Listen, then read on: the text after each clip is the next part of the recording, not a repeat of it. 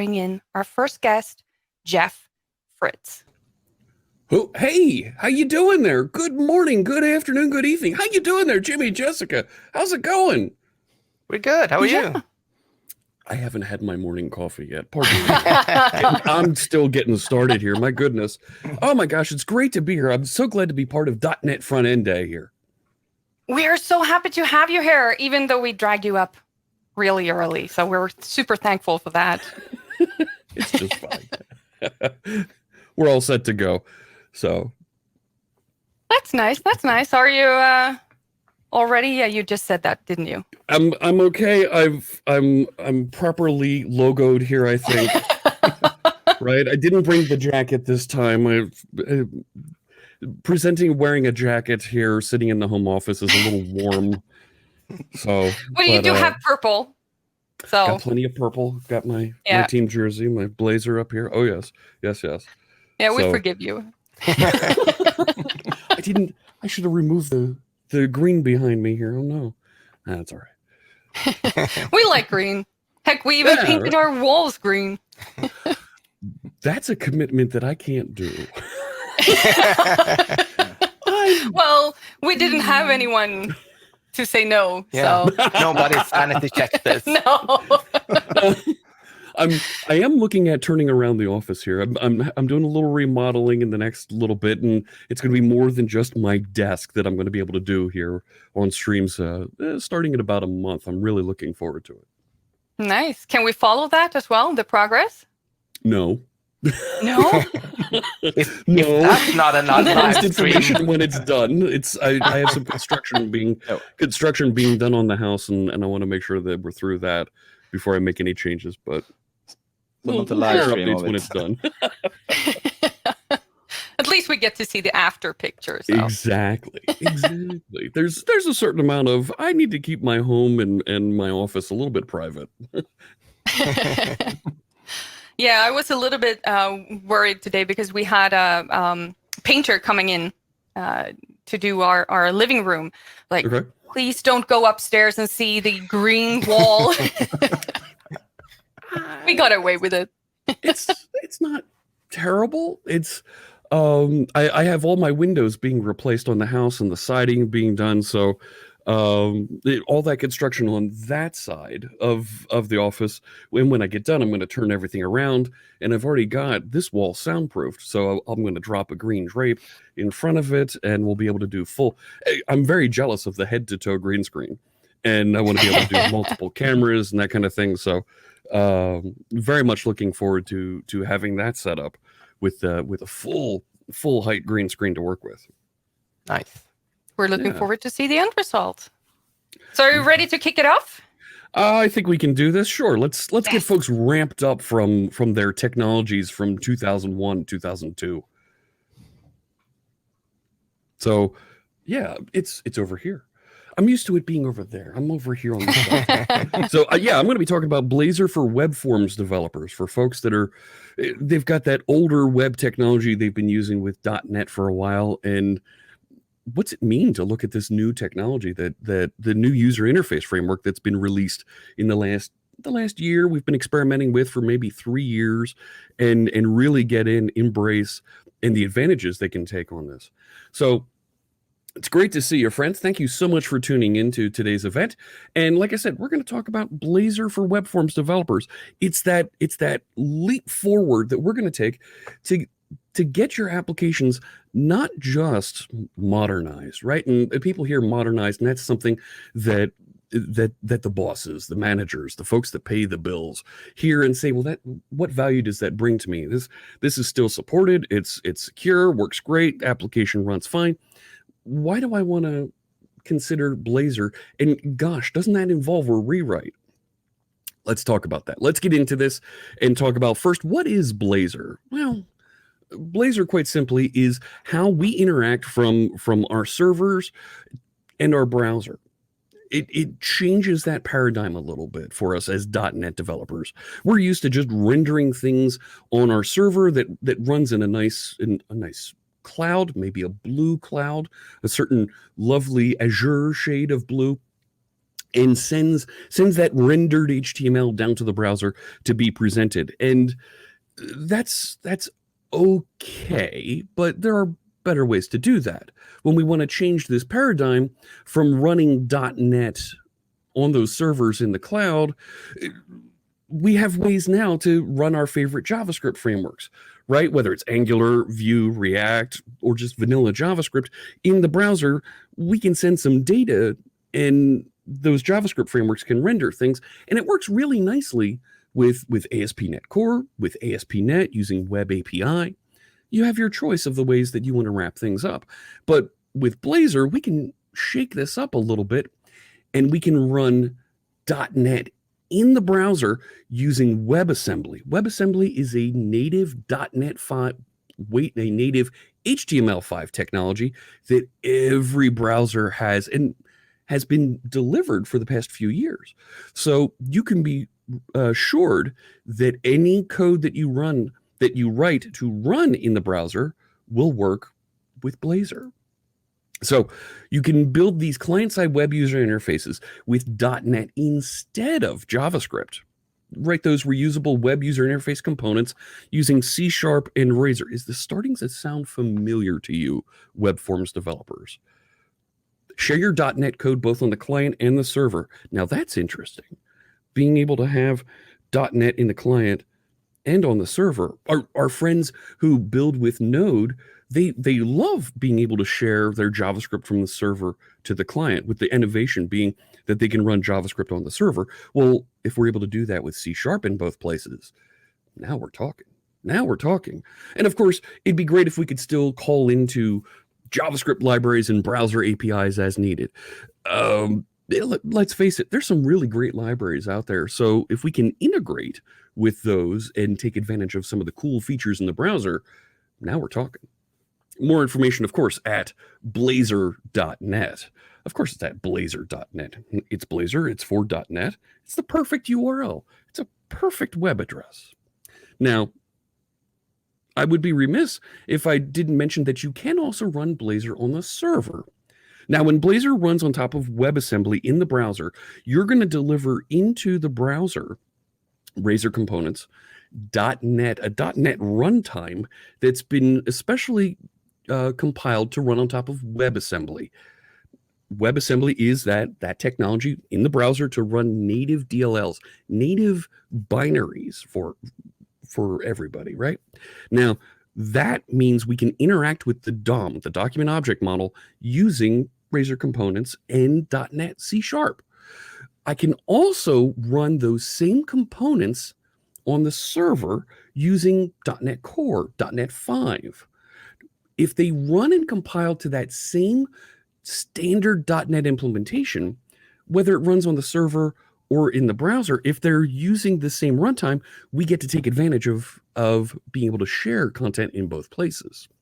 So what's available to you is Blazor Server side, which allows you to run all of those things that could happen in the browser instead on the server, like we're used to with MVC or web forms, and send down just the updates to the browser. So as somebody interacts and clicks a button or navigates inside of your application, it will send a message to the server using SignalR, and the server will determine, well, here's the change that was made, here's the user interface update to be delivered, and send just those updates to the browser.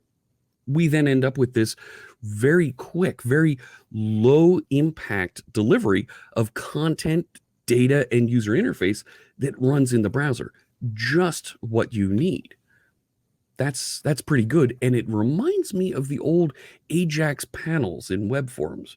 You remember that? Do you remember how we used to have that little square of magic user interface, and whatever happened inside that div, inside that square on your web page, it would be updated. It would be refreshed, and just that part of your web forms application would run. It's pretty similar. Now, these are old slides. It still says preview over there. Look at that. Blazor WebAssembly is great for offline support progressive web apps, because you're going to send down all of those DLLs and have those cached inside the browsers. You end up with zero latency in the user interface, and it's fantastic for static site hosting. I've built a number of static websites that run and just interact with Azure functions on the back end. All of the content is delivered and cached up front, and we just update data from an Azure function. Blazor Server, though, is great for a thin client where you need to have the full .NET runtime, and you need to be able to have bigger processing. You want to make sure your code isn't changed and isn't touched, isn't tinkered with, and it all runs on the server. So there's assurances you get there. Now, this slide says preview down there for Blazor WebAssembly.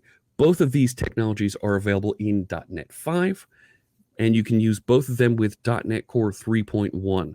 WebAssembly was technically released about a couple months afterwards and was referred to as .NET Core 3.2. 3.2 version was attached to it, not .NET Core 3.2. It's .NET Core 3.1, but it's Blazor WebAssembly 3.2 that came with it. There we go. Now, what's similar then between using Blazor server side and web forms? Because when we think about this as a web forms developer, all that stuff that happens in the browser, that's a little bit too much for me.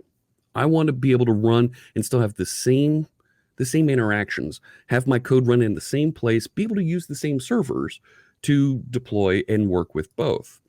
So web forms, of course, our applications are configured using that global ASAX file. You've got pages and controls that are built there, the ASPX files, your ASCX files. You write raw HTML and you mix in some controls with that ASP : control name syntax inside of your markup. All of your content's rendered on the server, and you can send down commands to execute and interact with JavaScript. Well, it's actually pretty similar with Blazor server side. Instead of global ASAX, you configure in startup CS. Pages and controls, well, now you can build components that can also be pages. They behave the same, and there's one line of markup difference that will convert a component into a page. Okay. We can build with Razor templates and components. All right, that's very similar to our HTML mixed with web forms markup. I get it. Content is still rendered on the server, and we can execute and interop with JavaScript. So we've got this component-based framework that really is similar for web forms, folks. But what about the differences? Where do we have to change things here? Where do we have to really get in and be aware of things? Well, of course, ASPX files have that bee sting notation, right? The tags with the percents. View state. Everybody loves view state. No, not really. View state's a little bit tricky, a little bit difficult, right? And postback, gosh, postback happens everywhere. Those are state management things that are in web forms that we need to be aware of and deal with. And gosh, that's a problem. But we've also got master pages. We've got the ability to do .NET Framework versions 1 through 4.8 is the latest version. And all of your libraries are built and run in .NET Framework. The entire application runs on .NET Framework, which means that you can only run on the Internet Information Server on Windows. So we're kind of constrained there. And when we think about Blazor server side, well, instead of ASPX files, of course, we have Razor, and we get to use the simplified, just the @ notation inside of our markup. So that markup isn't too bad to convert. We can probably reuse a bit of that. State's managed on the server, just like view state. You're passing state back and forth to the server and interacting with it. Instead of post back and getting a full refresh of the page, well, we use that signal R channel, so we refresh just those sections of the pages that we need. Instead of master pages, we have layout components that really are a one-for-one comparison. They can do just about the same thing. .NET Framework 1, well, now we're .NET Core 3.0 and later. .NET 5 you can use. And, of course, upcoming .NET 6 you'll be able to use with Blazor server side. Components are built in .NET Standard 2 and later instead of .NET Framework. Well, I can also use, then, libraries that are built with .NET Standard 2 and later. So if I take my libraries built with .NET Framework, there's a migration path there to .NET Standard that I can use.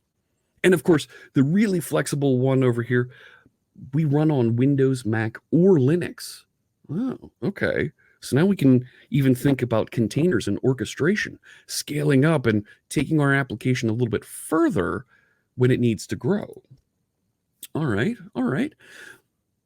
Let's take a look at web forms compared to Blazor. I want to show you a sample from the eShop on Blazor website that we were working on and was part of an ebook. And I'll give you a link to the ebook at the end of the presentation called Web Forms for Blazor Developers. So let me bring up Visual Studio over here.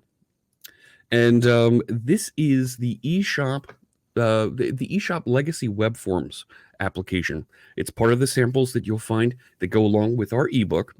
And the default homepage here is really just it's a swag shop. It's a list of products. We have an ASP list view. We're inside of a master page here. Let me zoom in on that code there a little bit for you. And right, I have a list view with a template, some controls here that really, they're not too bad. I'm used to seeing these. I can work with that. There's some data binding here to output content and write some routing that we're working with. These are standard ASP.NET features that I can really get my arms around and I can understand and work with. But when I think about that in Blazor, it's not quite the same. My index here, when I think about and I want to build that same list view, but in Blazor, well, now I'm in razor notation, and I end up with these little @ signs instead of those big chunky tags everywhere, right? And I can output my data catalog down in here. I don't quite know how to do that yet, but when I think about it, I've really got bare metal HTML5 that I can take advantage of to interact with generating content, and that's not bad. And putting together simple for loops and if statements, that's easy for me to work with. And I can migrate some of my business logic out into .NET standard libraries that I can reuse across and as part of a migration from web forms to Blazor. Okay. I have a global ASAX up here that's configuring, well, how does my application work? Well, I can set up dependency injection in web forms, so I have a container provider. That's been available since .NET Framework 4.7.1, I believe. And I have an application start that configures, well, here's all the things that I configure for running my application, my routing, how I want to bundle together the static content that I deliver. In Blazor, I of course have a startup class that has some configuration, has a configure services method here where I configure all of the things for dependency injection. Are you seeing a pattern here? I also have my configure method that does all of the middleware that I'm going to configure so that it knows how to deliver my static files, how to interact with SignalR. Not bad. Okay, you can get your hands around this and you can see how they're similar and how they're different. Let me head back to the slides and let's talk about getting ready for Blazor. There's things that we need to do to be ready. Of course, there's C# in Razor templates that we need to be able to handle. If you're not using C#, you're going to have a problem. You're going to need to convert. .NET Standard is a great technology for you to use with Blazor because it'll get you converted from .NET Framework. .NET Framework can reference .NET Standard libraries, so we can move over there. There's also third-party control libraries that you might be using that have equivalent Blazor updates that you should be able to migrate to. There's also concerns inside your code, not just inside your markup, that you're going to need to be aware of. If you've used HTTP context anywhere inside of your ASP.NET pages, it's not the same object. The API has changed. You're going to need to find those and update appropriately. Anywhere where you've been doing data binding with eval data binding statements, that changes also. Find control isn't available in Blazor. And all of those page events, right?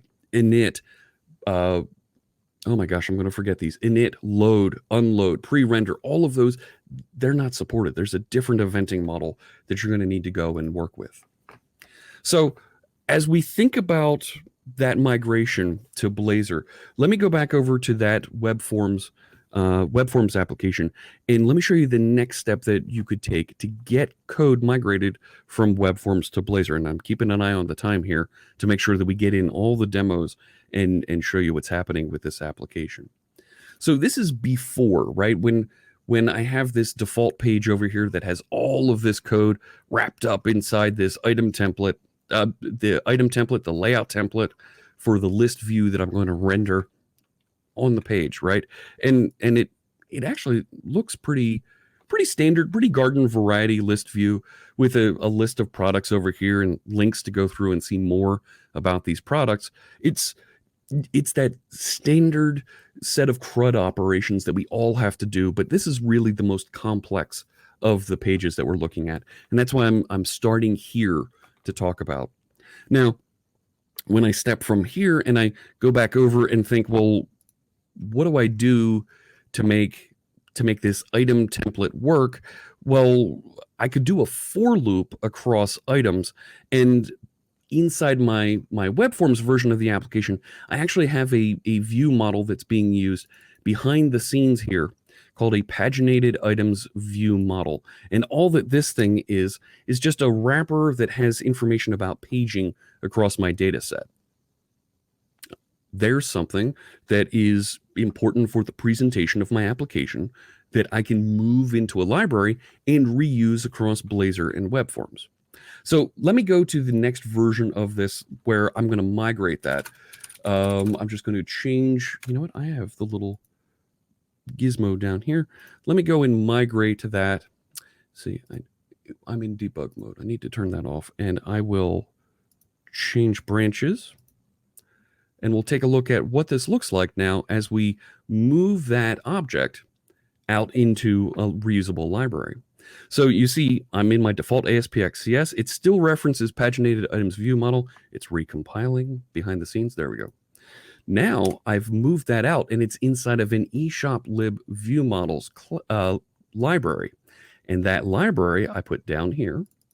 I'll open up and show you that this is now a .NET Standard 2.0 library. So I can reuse it. I can reference it still inside my legacy web forms application, but now we can start to use it inside my Blazor application. So now over here inside my index razor, I haven't changed anything inside my default ASPX.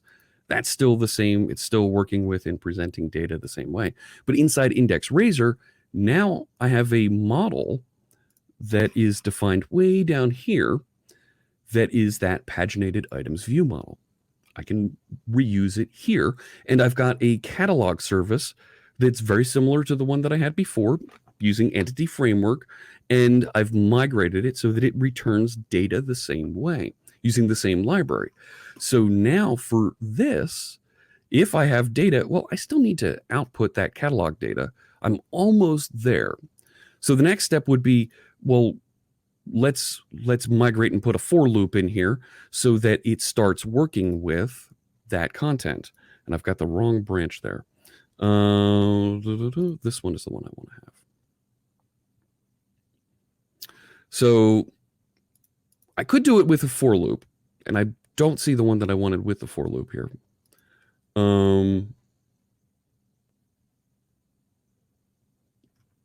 Yeah, I don't have the. I could write a simple for loop to output this, but I can build components. So what I have here is I wrote a component. Where'd it go? Where did it go? I'm in the wrong one there. So I have index here. I have a model. There's all my model data that I would be presenting to show here. But I've also got all the pages set up, very simple pages for things like create, edit, and interactions. I did want to go to finished. Now, oh, thank you, Admiral Kier, for posting a link to the information and the sample that we're showing here. There we go. So I could create a list view, right? A list view component that looks and feels the same. It's right here, and we know how to build components because building components with Blazor is the same as building pages.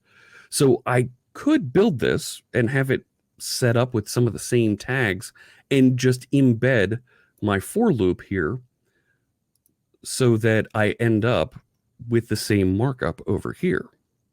Now we're talking. Now I've got something that looks and feels similar, and I've got confidence because my code looks very similar to where I'm going over here. So let me head back and let's talk about an experiment, something that we've invested time in and that we're moving towards, called Blazor WebForms Components. So at Microsoft Ignite 2019, on stage, we said, hey, what if we build a shim library of components that look and feel the same as ASP.NET WebForm components? This way you can copy and paste your markup with minimal changes into your Blazor application, referencing those Blazor components, and it just works. Now, those quotes are always so deadly, aren't they? But we think we have something here.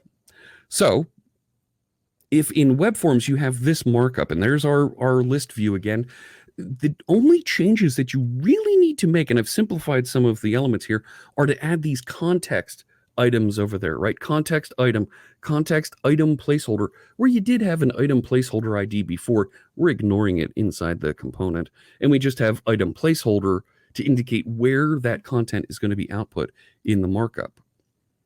Our content inside the item template, instead of this bee sting notation here, turns into razor notation. That's pretty easy to migrate. That's something I can get my arms around and change and be comfortable with. So we have these Blazor WebForms components that are available, and I notice that I'm right about at time. That's okay. We're gonna show these components, and what I think you'll see is that it has the same look and feel. So now, where I wrote an initial list view component, I've moved these out into a component that's available on NuGet that you can install, and it works the same way. You don't have to go and figure these out. In fact, we even have support for data binder. Look at that there on line 49. There's a data binder component you can use to help evaluate and render content. So this will help make your migration a lot easier because you're able to reuse components with the same name, tags, and features that you're already familiar with. So some things that are currently supported that you're going to get great support from: data list, list view, repeater, tree view, a bunch of the security components, all of the validators work. There's a bunch of navigation components that work as well. And we continue to iterate and grow this. There's the workings of a grid view out there. And as we hear interest, we hear folks ask for more help, we're building more components to integrate and work with this. So if you have any questions, here's what I want you to do. Reach out to me, get in touch. I am C# Fritz on all the platforms: Twitter, Twitch, GitHub, YouTube, Instagram, TikTok, all of those things. If you want to check out the book, the ebook, .net, Microsoft.com/learn/ASP.NET/architecture is where you're going to find it. And you can find out all about it, the WebForms components, at bit.ly/Blazor WebForms components. Thank you so much, friends. I appreciate you joining me for the beginning of this .NET front-end day. I'm very happy to be here, and I'll take your questions now. I see a bunch of them coming in there on the chat room, and let's go through and talk. Awesome. Thank you. Thank you very much. All right. We have gotten a lot of questions. Hit me. Hit me. Not literally. A lot of very positive feedback, like, good. I love Blazor. Who doesn't? We do too. Yeah. And one more, I love Blazor. Awesome. This is dedication. Naming your unborn daughter Blazor? Wow. Mm-hmm. I approve. Okay.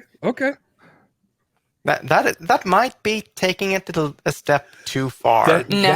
That's commitment. If you do, get a picture with Dan Roth. Yeah. Dan's the program manager in charge of Blazor. So where are people hosting their static WASM, so that's WebAssembly, right now? I've seen folks use a bunch of different hosting services. Honestly, it doesn't matter what hosting service you use. You can go anywhere between, of course, Azure. Azure has a great service setup and a great template for Blazor static web applications that you can use. You clone out of GitHub and get started with. there's of course hosting configurations you can deploy to all of the cloud environments. Netlify I've seen people host with, and of course in your favorite local data center, right? Your corporation's data center. I've also seen folks deploy Blazor static web apps as a console application that runs on their own machines. So people can run a Blazor app just like it was a desktop app. Now that's pretty cool. And it leads into some of the discussion around building desktop apps with Electron that are really just Blazor. Awesome stuff. Cool. What else do we have? Never used Blazor, but I'm interested in it. It looks great. And it does.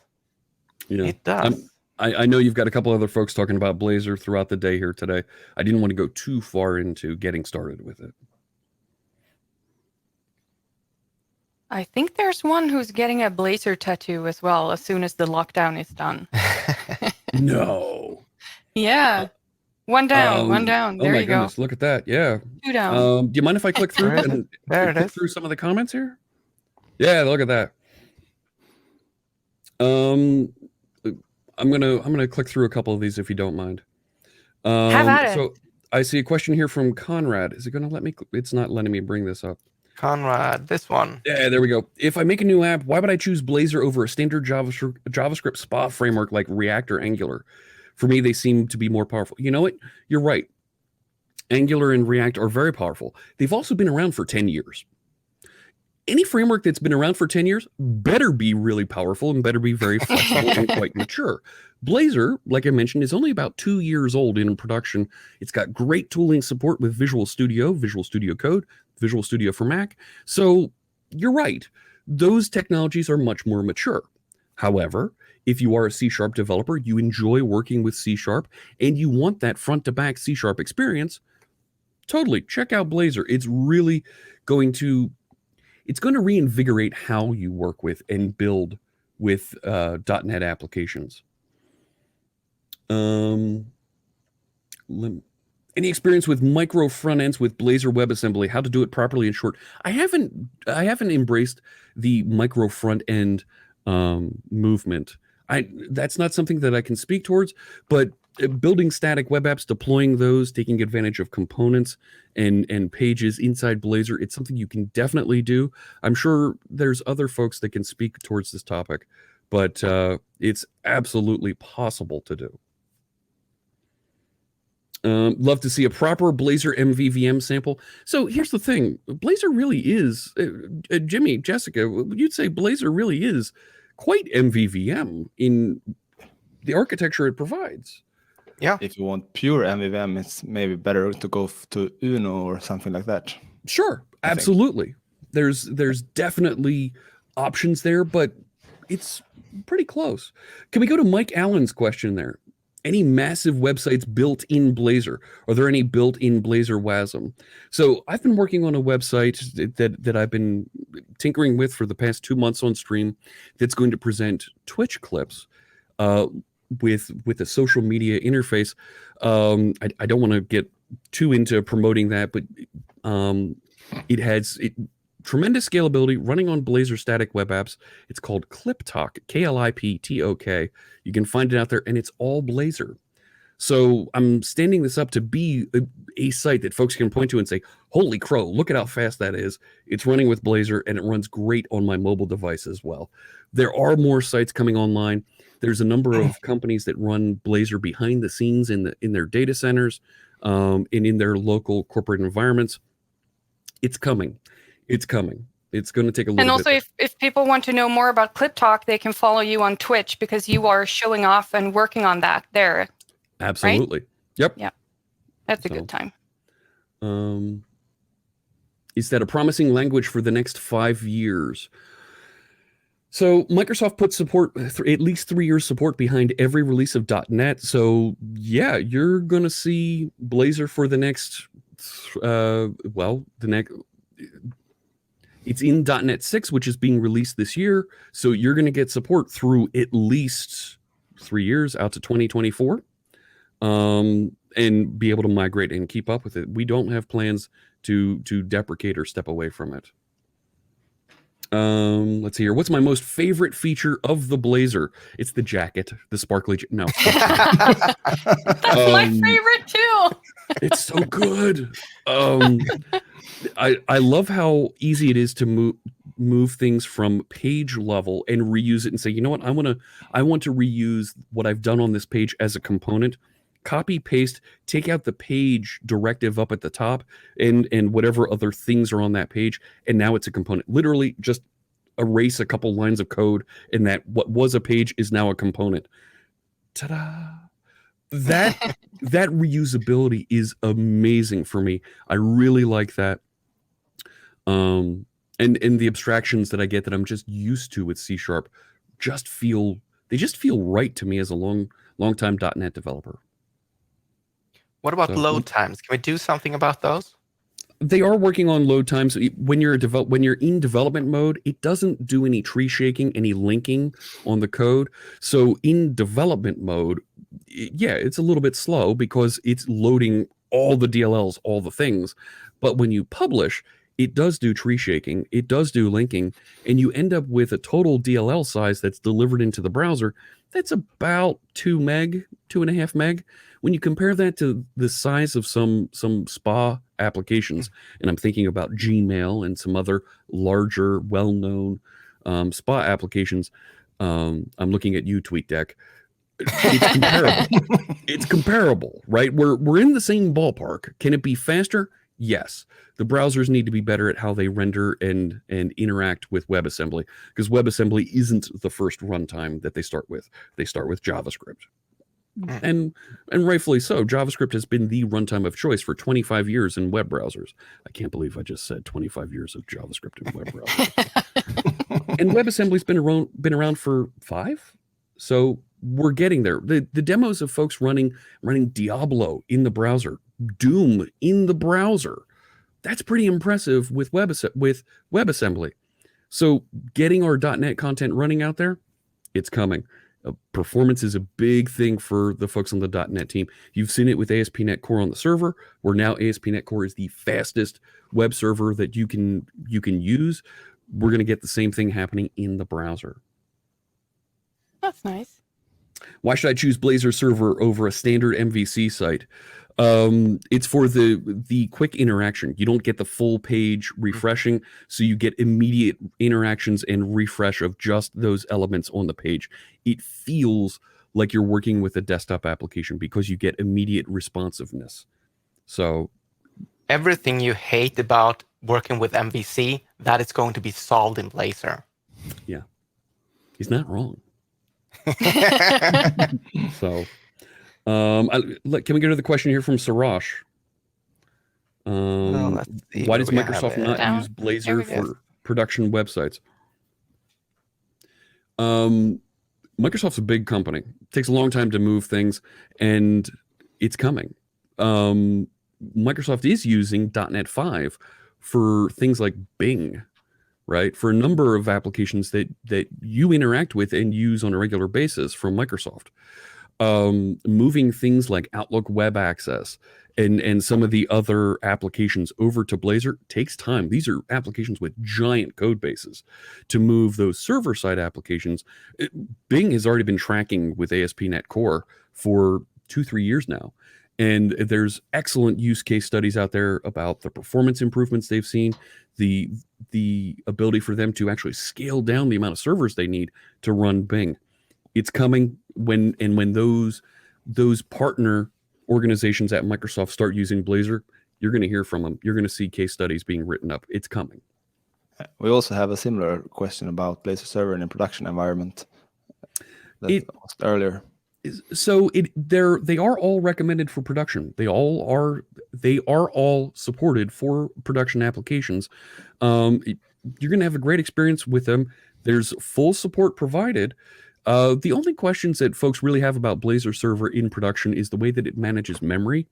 Because it uses SignalR, it keeps things in memory on the server so that you get that quick responsiveness. So just like with web forms, just like with MVC, when you start to scale horizontally and you need to have sessions be round robin routed to other servers, you need to be able to handle that. So store some of that data on the server so you can reconstitute it and present it out to your visitors. And you can also scale that interaction, that SignalR interaction, horizontally when you engage a backplane like Azure SignalR service. So there are options there to get massive scale beyond 10,000 concurrent users on your web server. So how does Blazor compare to React? This is, I look at this as a bit of apples and oranges. React, like I said, has been around for 10 years. React lets you build right with the JSX files, right? You're designing components, you're putting code that runs with it in the same file. You can do that same structure if you'd like, so that you have your markup sitting right next to your C# code to render. React is certainly much, much, much faster in render and re-render time when you start running it, because Blazor is compiled. The nature of C# is it's compiled and delivered as a DLL. So you're going to see your development time be a little bit slower than when you work with React and you get those immediate refresh interactions because you're watching JavaScript being managed by a node service and updated in the browser. But when it comes to runtime, Blazor's pretty fast when it's in the browser. It's not quite as fast as React, but folks who are non-technical, they're not going to look at your Blazor application and say, gosh, that's so slow. They won't know the difference. There's ways for you to interact and make sure that it feels just as fast as a React or Angular application. We also have the other aspects. I mean, I'm a C# developer. I am way faster working with Blazor than I would be with React or Angular or Vue or whatever JavaScript framework. Right, your development and productivity time. For sure. You're right, Jimmy.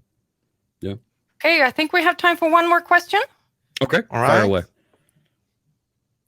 What do you prefer, WebAssembly or server-side Blazor?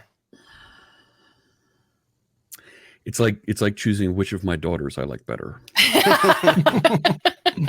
They're both great. They both have your daughters or WebAssembly and Blazor now. Yes. They're both great frameworks to work with. It's really a question of where do you want to take the hit as far as the processing. Blazor WebAssembly, I've been building this application that runs on Azure Static Web Apps. Literally, my cost for hosting that application, just for hosting it, is pennies. But if I were running that as a Blazor server-side application on Azure App Service, I'd be paying $15-20 a month because I need to have the server running and processing and generating and delivering content. I could run my Blazor WebAssembly app on top of App Service and get pre-rendering happening out of that. Well, that's nice. But once again, and that also helps with SEO and some of the interactions that I might have with social media crawlers, right? When I embed a link and I want the little pop-up Twitter card to appear when I link on Twitter or Facebook or wherever. But I'm paying for, and I'm going to have to scale that server as I add more features to the server-side implementation. So I'm right now, I would say I lean towards WebAssembly, but I like them both. They both have their purposes. So do I have experience with SEO in Blazor?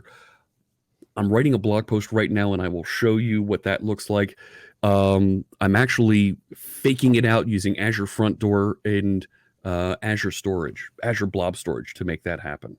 So yes, I think Alex says it very well. Thank you, Jeff, for an excellent presentation.